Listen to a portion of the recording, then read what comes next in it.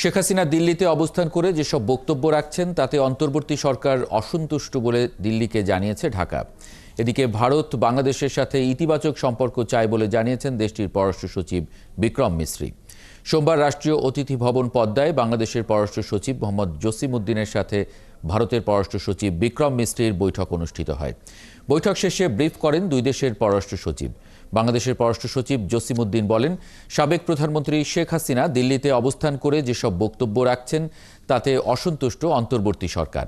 এছাড়া বাংলাদেশ নিয়ে ভারতীয় গণমাধ্যমের মিথ্যা প্রচারণা বন্ধের আহ্বান জানানো হয়েছে বলে জানান তিনি।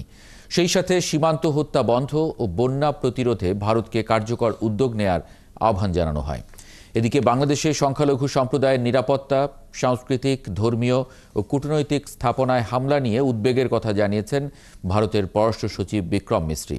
দুই দেশের সম্পর্ক বেগবান করতে বাংলাদেশ ইতিবাচকভাবে এই বিষয়গুলো সমাধানের চেষ্টা করবে বলে আশা প্রকাশ করেন তিনি।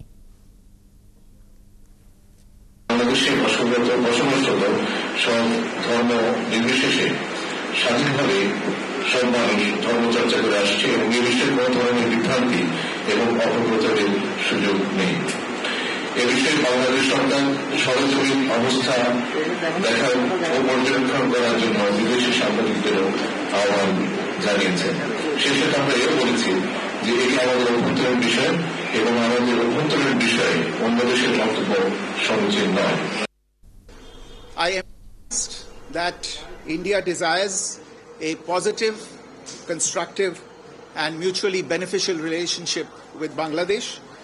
We have always seen in the past and we continue to see in the future this relationship as a people-centric and people-oriented relationship, one that has the benefit of all the people as its central motivational force.